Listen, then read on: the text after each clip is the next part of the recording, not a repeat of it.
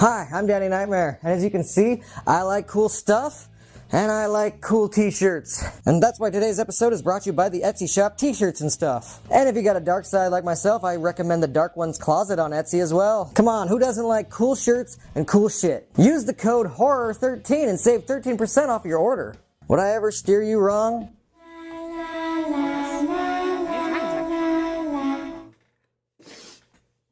Sorry, dropped a jelly donut.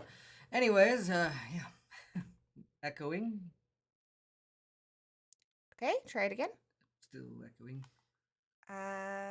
What'd you do, Ray? I don't know.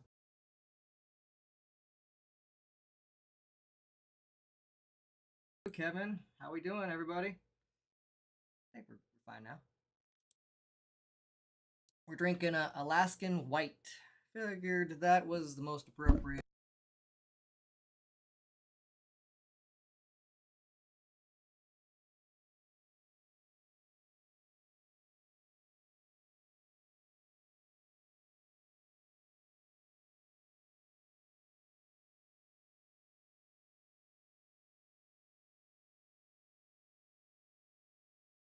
Oh, shit, I muted it. Shit. So, Okay, you're muted. Hold on a second.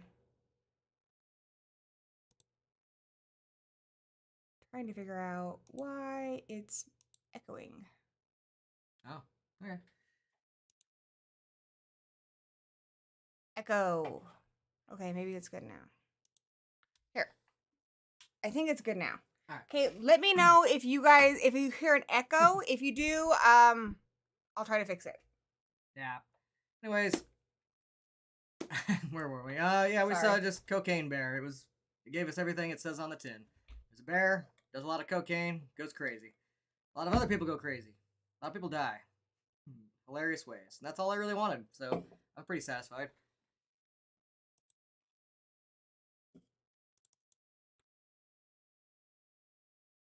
Hey, what's up? So we went and saw this with my sister. She enjoyed it. And her husband, who doesn't usually like any of these movies, but he had fun, he said. I think so. He said he had fun. These aren't normally his type of movies, but he seemed to enjoy it too. My little sister has been big on horror just because of me ever since. One of her favorite movies when she was little was Hellraiser 3. She likes them good and gory, she says. And this movie is gory. There's a lot of blood. Oh, that's like how you like your woman. Yeah, like my wife, good and gory. Sorry, I'm not meaning to be so quiet. I'm trying to finish this up. So I was running late today, so I'm messing up his stream. Sorry. All right, there we go. So yeah, I don't know what to say. I think it's cool that Elizabeth Banks directed this. She got a lot of shit for Charlie's Angels, which I thought was really funny. I don't understand all the hate. This one has similar kind of humor. It's goofy. It's a little tongue in cheek. Some of the edits are a little strange. But I think it's really funny. I think the kids are really cute. Like, it starts off real strong. Like, you're laughing nonstop, I think, for the first 20 minutes or so. But yeah, it's pretty fast paced. I think the third act, it does slow down a little bit. Like, at first I was like, holy shit, this might be my favorite movie of the year. I'm still giving that spot to Megan, but because it slows down a little bit towards the end. But yeah, overall, this was really, really fun. It's exactly what I signed up for. I wanted a funny killer bear movie. One of the things I really love about this movie, because I've mentioned this on my channel. I don't know if I've mentioned it here, but I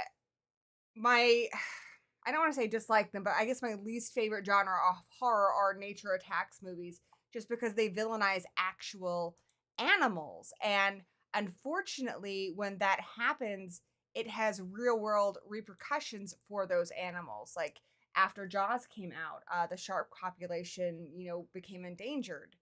It's really sad, and I don't think any movie is worth that. That's my reservation with movies like that. Just like how much blood was shed because of that piece of entertainment. And honestly, in some cases, I think I just kind of wish the movie hadn't come out. Even a great movie like Jaws, just because it's not worth all the damage it's done. Yeah, I mean, that goes even before movies like Grimm's Fairy Tales and The Big Bad Wolf and all that kind of stuff. That demonized wolves and They were like hunted as these evil things that shouldn't be anywhere near us, and kind of sad. And yeah, and the truth is, most animals, we're not on their diet. They will attack us if they feel threatened. They will attack us if we're easy prey, like you're stuck in the woods and you're wounded or something, or you're starving and you're alone. But typically animals don't want to fight for their meals. It's just like you don't want to have to go to the grocery store or go through a drive. If you found out that every time you went through a drive-through, someone was going to pick a fight with you, you'd be like, God damn, I don't really want to do that today. They just want to eat, just like us. And it's a lot easier to get fish and stuff.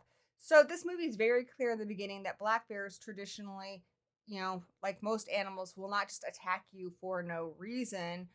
There are certain things you need to do. Like with a black bear, typically, you make a sign of aggression, show that you're not a prey animal. Don't run. You should be safe, as long as you don't act like a prey animal. And so in this movie, what I think is really great is one, they say that right away, crediting Wikipedia, which I think is funny. And two, everybody who comes across this bear, they're like, what is wrong with that bear? That's not normal. That's something movies like Grizzly 2 were missing, where they treat it like that's a normal behavior for a bear. And unless the bear is sick, or in this case, high on cocaine, that's not normal. So I really like that they did that. Hey, boo-boo, I do cocaine.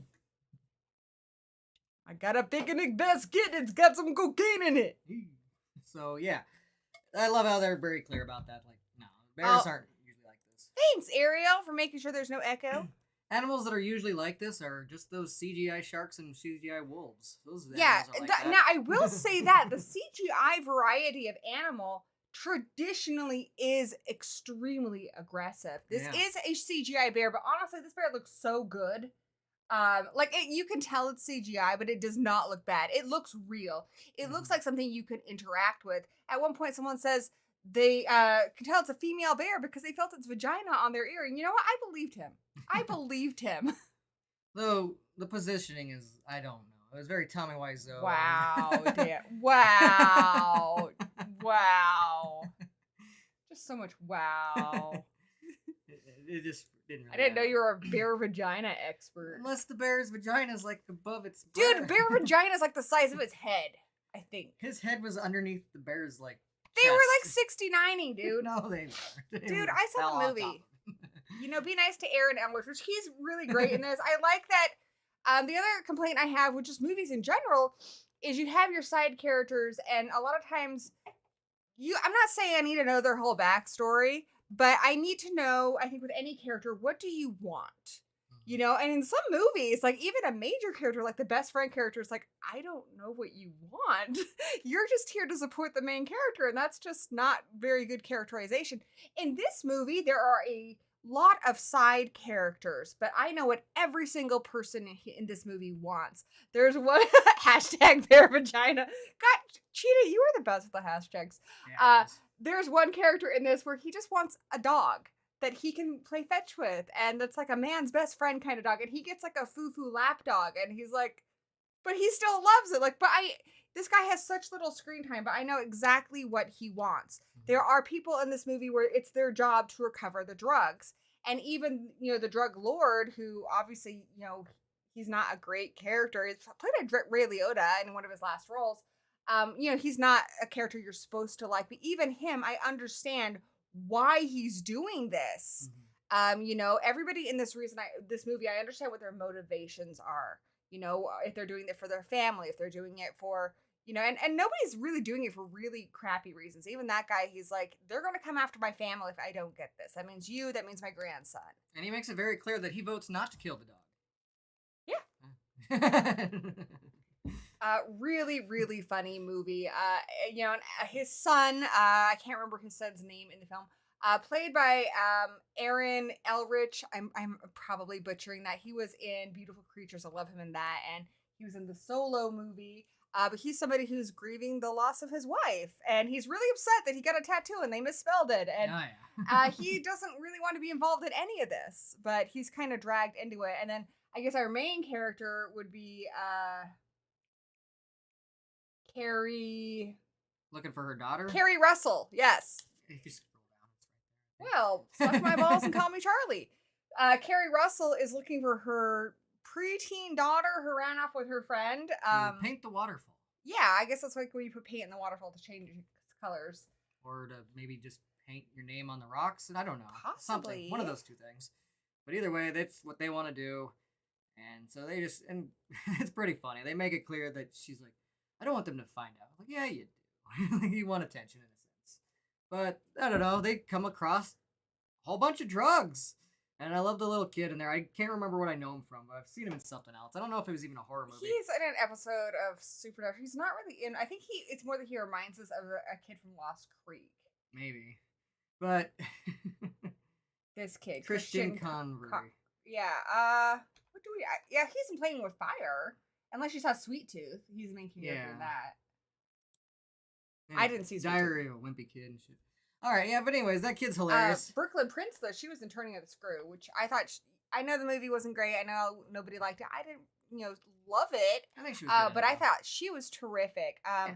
Margot Martindale's in this as the park ranger. I thought she was great. Like, even her, like, I know she's trying to, like, seduce her boss a little bit. Like, I know what every single person in this movie wants. And I think that's just really, really good. Give them something to do. Mm-hmm. They're not, in their head, they should not be side characters in somebody else's story. In their head, they should be the main character. And I feel like everybody in this movie feels like they're the main character. They have their own thing going on, and they're dragged into this bare nonsense. Like Henry, he admits that he's being dragged in as Dee Dee's like sidekick, but he still takes it at his own thing. Like, he has his own mind. It's funny, he like even tries to brag to her about how he knows what cocaine's like on the streets. Yeah, he minor spoiler, but she's like, okay, well, you know how to do cocaine. Do some cocaine. He puts some on a knife and he just eats it. Basically, and he's like, oh, this isn't the kind I normally do. on the streets, yeah. They basically cinnamon challenge it with the cocaine. And it's hilarious. I know that's messed up, and some people might not want to see minors partake in this, but I thought it was hilarious. I think it's funny, though, because that is how kids behave. Now, Exactly. in my experience as a child, I didn't do cocaine, but I do remember I grew up in an Air Force base, which, for you who haven't, it's a very, very closed-off, restrictive lifestyle. Everybody is on the base. There are guards outside the gates, so you're not really exposed to a lot of things outside of base life. So, yeah, you're pretty well protected. We have one store that had a video store, small grocery store, those kind of things. You had to be 10 years old, and you get like a little card when you're 10 just to go there. So, setting this up to tell you why it's so crazy that one day we're walking through this field where the planes get lower, and we find a porn magazine, and we're like, what the fuck, guys? This is something we're not supposed to have. And we all had this like little like fort we had built, because we're military kids, of course we know how to build a fort, and we just took all the dirty pictures and plastered it everywhere because like we weren't supposed to have it. It was like a grown-up thing. It wasn't like it was like exciting for us or anything. It's just because it was an adult thing, and so that was exciting. Yeah, I had similar situations. Walking to a friend's house, porn magazine just sitting there on the side of the road, picked it up, put it under my shirt, went into his house, look what we got. And yeah, we had a fort too that we posted those pictures on. Look, it's Kayla Nunn, the co-host of my Bloody Book Club over on my channel. What are you currently reading? We're reading In Every Generation. They're Born a Slayer? Yeah. Is that what it is? Is it a Buffy book? Yeah. Cool. I get the reference. I just wanted to make sure See, it was... you're smart. You're hip here with it. Lols will be joining our next one, probably. We're going to be reading a Scooby-Doo themed one. Let me know when you read those, like, scary Calvin Hobbes with the snowman. I'll read that. Kick ass. How are we doing, Kayla? Also works with me at the Time Capsule. We also got Kevin here, Haunted by Horror. Great channel, by the way. If you guys aren't subscribed, do check him out. He puts a lot of work into his show, and he knows his stuff. Like that he covers some deep cuts on his show, which I like. And one of my favorite new people in I don't know what we call it here, the chat here is Afro Whale. I love Afro Whale. Oh yeah, Afro Whale. I don't know if it's intentional, but I picture an actual whale with an afro. So I don't know if that's what you're going for, but I love it. We also had volume issues earlier, so I want to shout out to Rising Sun. What's up? What's up? So we didn't get to do that earlier. There we go. Bummer. Fairpoint Station. Yeah, Fairpoint Station. I think I did shout out everybody, but that was before we had volume. And one of my very good friends, Patrick, have Cheetah Will Views here. Those awesome hashtags. Oh, he does the best hashtags, and he'll be coming up. I'm doing the What We Love About Scream series right now, but then we're gonna do a What We Love About Evil Dead. He was saying your fight nights are gonna have to have another creature rematch next year, and you have to have the Rogue Lion from Beast up against Cocaine Bear, maybe. I do cocaine. Back before the internet, yeah. It's like, you guys don't understand. Seeing porn was a lot more challenging than an internet search in the 80s. Oh yeah. It was a different time. Plus, even when the internet first came in, and I was like kind of a teenager, I shared a computer with my dad in our living room. So if I was to try and find porn on there, I'd be very sneaky with that dial-up, which the computer would constantly freeze on. So try clicking out of something that's loading forever, and like you hear your dad coming down the hallway. We were little kids in the 80s, so there was no internet. Not that we had access to anyway. Even by the 90s, like I said, it was still a different experience than it is. In the 90s, I had, not even my friend's computer. My friend's dad's friend, who lived in the same apartment complex, had a computer with internet on it. And we would kind of be like, oh, can we come over and spend an hour on the internet? Like, it was so exciting.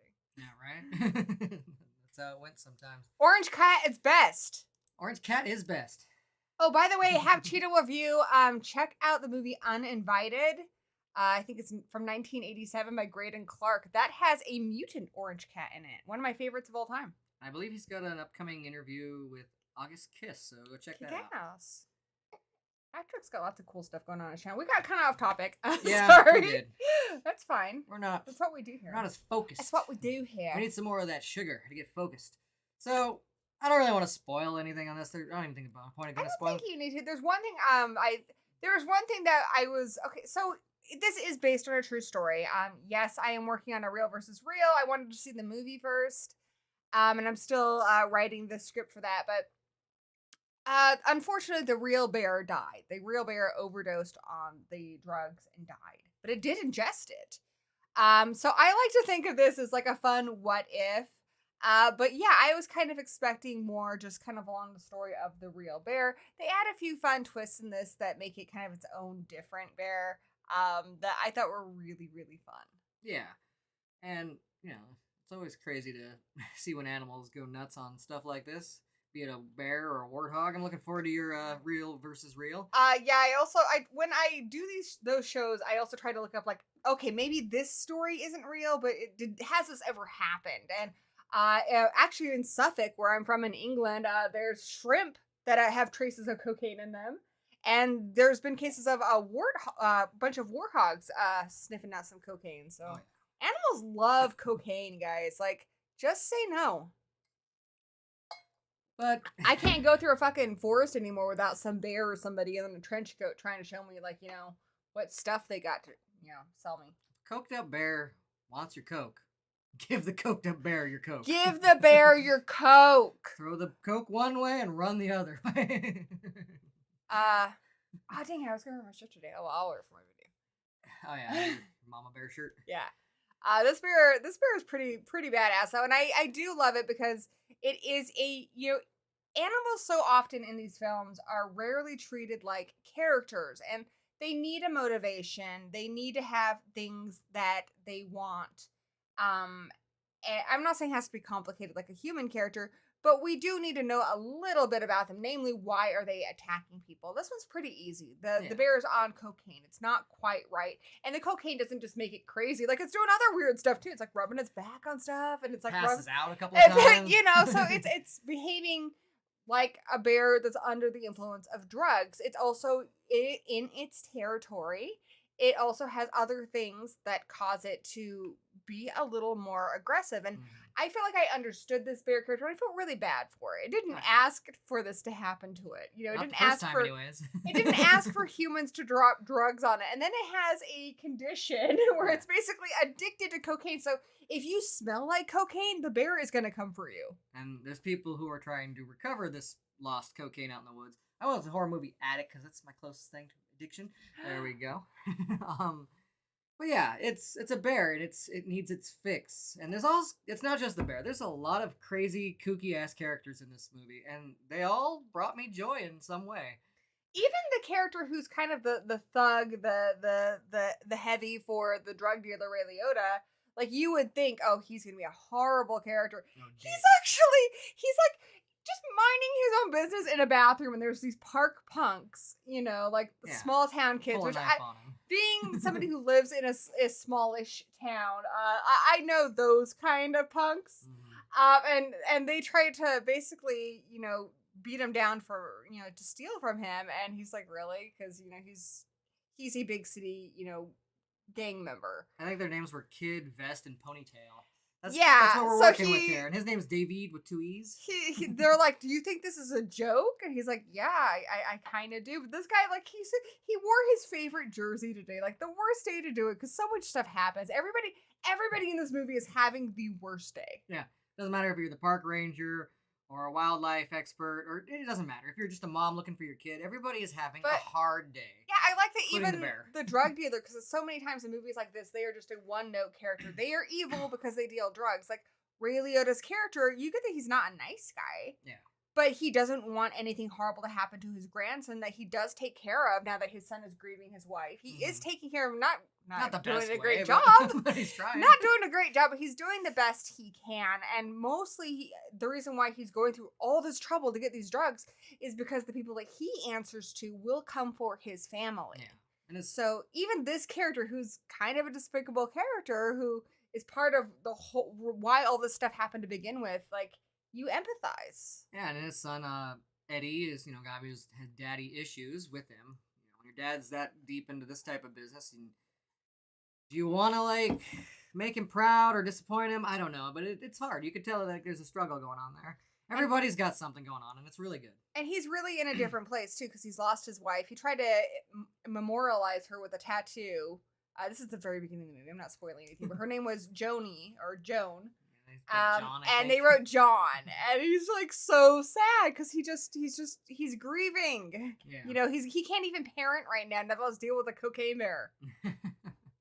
Horse tranquilizer bear. Yeah, haven't cheated. That would be a shorter movie, night, but I could see people getting. But I like that we have a lot of different characters here with different ages. Different races represented. We've got lots of different kinds of men and women. I do like a diverse cast.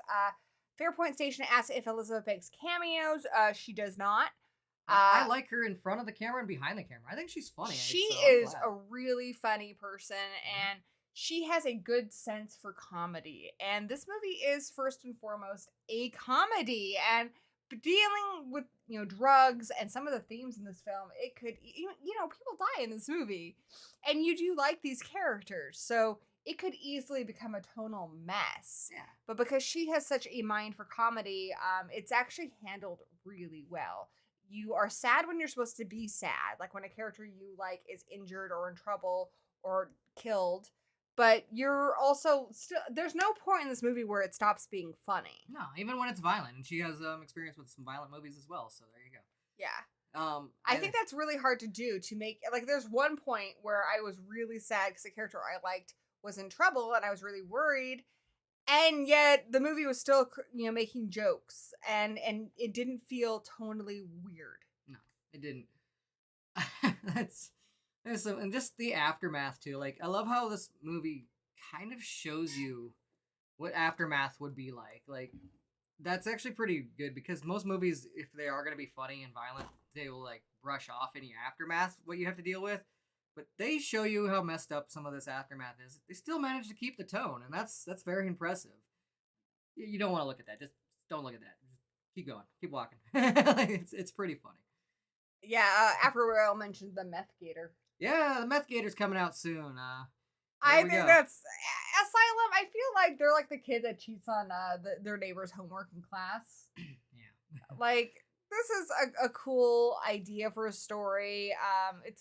It's a funny movie, and they're just copying somebody else's homework. I don't think it's going to be as good, but you know what? You guys know me. I'm going to watch it. This is kind of a small little rant here of how I feel about straight to video. When it went in the 80s and the 90s, mostly, it was pretty good. A lot of like cool FOMO classics and all this stuff would come out straight to video, and it was all good.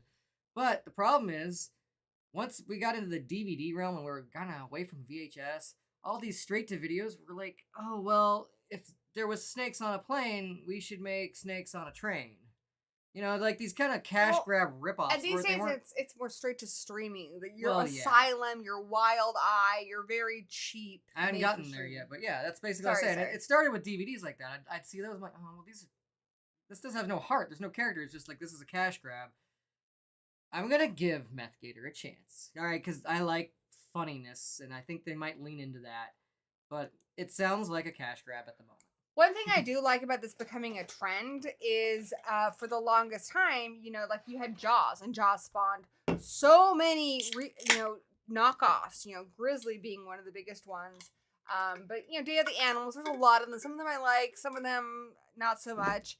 But unfortunately, a lot of them were just like, well, we just need an animal that kills people. That's all we need, and that's not okay. Like I explained to you guys why I think that's not okay. Yeah. Because we don't need people having irrational fears about animals and thinking that it's okay to indiscriminately kill animals. This movie, it's saying this bear is messed up because it's on drugs. Yeah. And if that becomes a trend where our nature attacks movies are because the animal is under the influence of something that's causing them to behave in a very aggressive manner, I'm okay with that. Yeah. Also, even though they do explain that, there's a few references to the Scooby-Doo Grizzly 2 with the Devil Bear. I love the Devil Bear. I love it. So one of my favorite, Grizzly 2 is one I did a massive Yeah, go check it out if you haven't seen it. exploration on my channel. The story behind the film is a lot more interesting than the movie. And even though I disagree with bears don't Hunt revenge. hate. Bears don't have revenge, even when you kill their children. It's Jaws just 4. not. That's not the way they are. Animals are a lot more innocent than we are. They wouldn't be able to. The concept of revenge, unless it happened in real, like within If you seconds of attack retaliation. their cub right in front of them, they're gonna attack you. Yeah. But 4 days later, they're not going to go full Liam Neeson on you and hunt you down. They don't Particularly in a think that crowded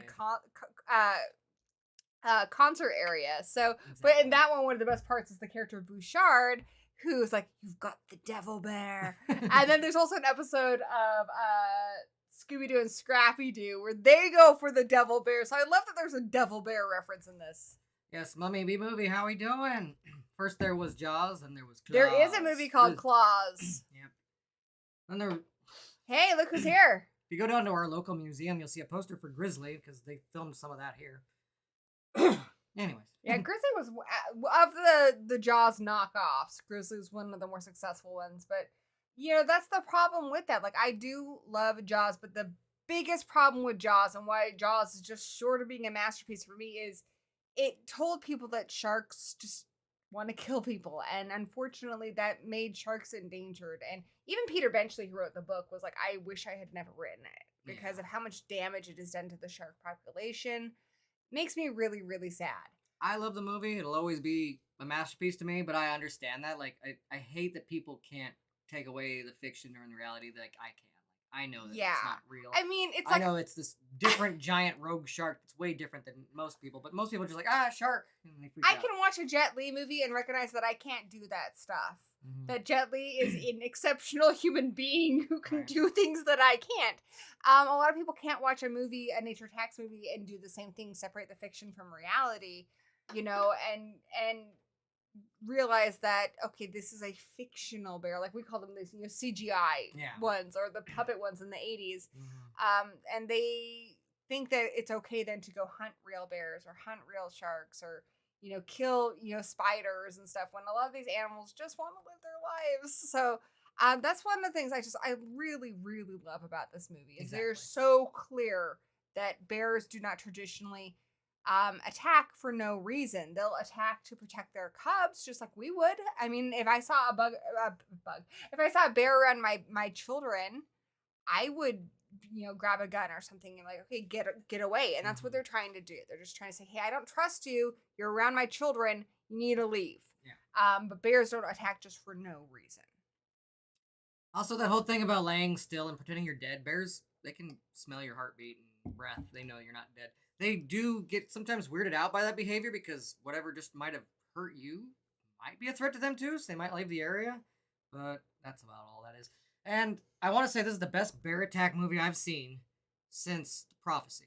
Which I love that movie too because it's a mutant bear, like from toxic waste and Yeah, stuff. That's and why what it's I so love good. about It's not that a real bear is, like a normal bear behavior.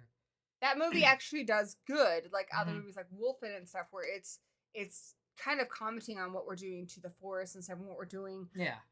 when we change the environment with corporations and stuff, and Yeah. big plants that have pollution, and what it does to the animals. And the Native American prophecy is that nature will fight back. But Yes. it's not because bears Prophecy's are evil. great, Not just because bears are evil. That bear is evil. It's so fucking cool, too. but it's what we've done to it. Exactly. The toxic waste has mutated it. Prophecy bear is almost like the bear from Annihilation. Exactly.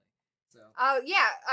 Great bear movies. I honestly think I'm gonna go out and say this is my favorite killer bear movie. This or Prophecy. I have to really think about it. I need to see this one more time. This but is I my love favorite this one. killer bear movie. I would, for my top 3, I would say this, Prophecy. I love Prophecy, not the Christopher Walken Angel movie, the bear one. Yeah. Prophecy, Grizzly 1. Yeah.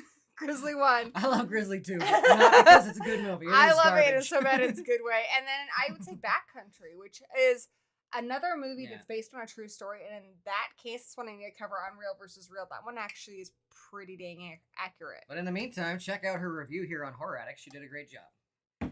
Thank you, love. And so I'm going to go ahead and say we don't need to tell you how this ends. It's a bear that kills people. People fight back. People do stupid shit. People get themselves into trouble. Bear gets them into trouble. Just watch the chaos and enjoy it. I say, see it. I say see it too. This is a really fun one to see in the cinema. This, you know what?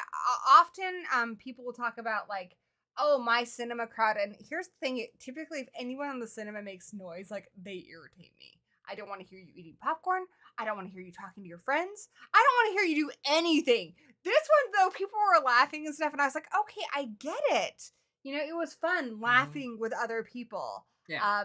Like the whole crowd in the theater. It was a packed house, and I was like, okay, I get it. I'm having a really good time. We're all having a good time together. So this is one.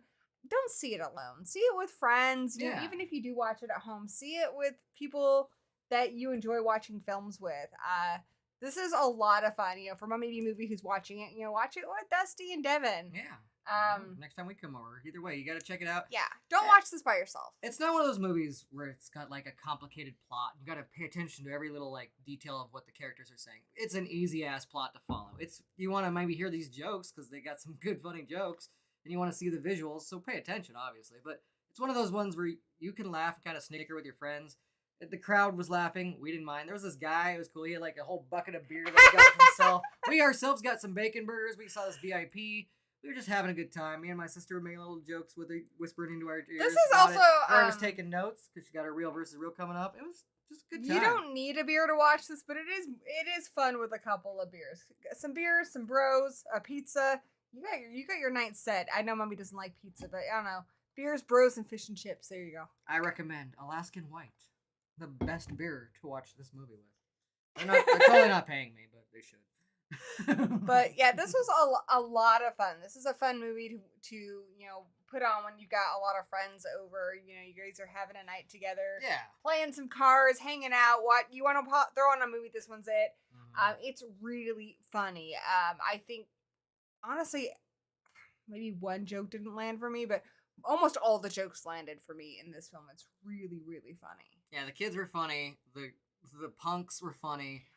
The drug dealers were funny. That's the mom what's cool was funny. about this. There's so many different characters. They're way different from each other. Regardless but they're all of your funny. age, race, gender, I feel like there's a character in this film that you on some level can identify with. Yeah. So that, I think everyone wants to feel represented in a film. And yeah, there's a lot of different characters or a lot of different personalities. So I really like that. There was a couple, I guess, like Family Guy type of cuts. And I know one of them didn't land for both of us. One of them might not have One landed. of them was random. There's two that were really random. Two cuts that I can think of. One of them I thought was kind of funny. The other one, I didn't get the point because they're just, you have these characters, and then they go somewhere, and then it just jumps to where they went. But then they're like, that just happened like 2 seconds ago, and there's like a flashback. It's like, well, why didn't you just show it in order? Like, what was the point not to show it in order? It's done for comedy, and I think it's it's just 2 little cuts. I think they will work for a lot of people. One of them didn't necessarily work for me. I think that one worked for me. But this is a really funny movie, and I'm really happy. You know, Elizabeth Banks. I really hope she gets the recognition she deserves for this movie because she's a great director, and this was a fun movie. This is what I'm going to buy. So exactly. For me, this is an own it. It may not be for everyone. For you guys, I'm going to say see it, but this is one that's going to be in my collection. We'll buy it. Right now, this is a solid number 2 for 2023 for me. It's right beneath Megan. I say Megan I gave that too, but this is also one that you should see in theaters if you can. And absolutely, but even if like, you can't, if you should check it out eventually. Don't have, you know, if you haven't gone to the marriage store and bought a husband or a spouse or a wife, and, you know, go see it in the cinema. You need to see this with other people. Mm-hmm. So we have cinemas. They're open right now. You know, go to a cinema. Watch it with other people in a crowd, you know, even if you don't have anyone who's into horror and stuff that will watch it with you. Just go Somebody see hopefully with a slightly morbid sense of humor. Yeah. And honestly, I didn't think any of the jokes were in bad taste. No, I mean, there was like I said, one scene where I was like, that was weird. But I laughed at almost every joke, and even if I didn't laugh, I was never like, oh, that's a bad joke. There's one other thing I wanted to point out, because we were watching this movie, and I've seen differing things on different websites. Like, is it horror or is it not horror? They will definitely tell you it's a comedy. But, yeah, about 15 minutes in, I'm like, oh, no, it's a horror movie, okay? The kills in this are bloody. They are gory. They are, dare I say, grisly? Very grisly. I mean, bear with me here, but... Yeah, very much violent. Good night, Movie Massacre. Gonna go watch The Amazing Race with his wife. But yeah, it's definitely a horror movie, but it's a horror movie in the sense that you're not going to be scared. You're going to have a good time. Like, you're just going to see some crazy kills and stuff, and it's going to be really funny. This is a good horror comedy. Just blast it and have a good time. Like, was there really anything scary? Probably not, but I never went into this movie looking for that. It gave me what I wanted, a crazy killer bear on coke. And some funny characters that really kept me entertained throughout the entire movie. I guess maybe it's not a horror movie in the sense that it's not remotely scary. But it is in that it's got some blood and guts in it. Yeah, there's a lot of good blood and gore. So people who honestly, don't like blood and gore, I guess thing that's people I wouldn't recommend it to. Here's the other thing I like. About half the kills in this movie are not from the bear. It's people being stupid. It's people being stupid or things caused from trying to get away from the bear. Yeah, I mean, the bear does its fair share of this chaos, but the people reaction to it and just their own decisions are also a good chunk of the chaos as well, and it's all entertaining. Oh, God. Are you ready for our next one? All right, so we'll be back in about 9 minutes with Snowfall. Oh, so God. Go grab yourself a snack, so take a bathroom the thing. break. I'm very big on my channel. I feel like horror is kind of a niche thing to love, and there's enough mainstream people who like to dog on horror that I try to be the defender of horror, and even the movies that horror fans like to hate on, I try to be the person who defends them. Oh God, if you want to hear us rant, stay tuned, because Snowfall sucked. We're the horror host with the mostest. We like to make it snow up bears' noses. And I just think Did you ought to know. Did you just rap? I'm Danny Knightmare, and I think you ought to know this. All right. Cut.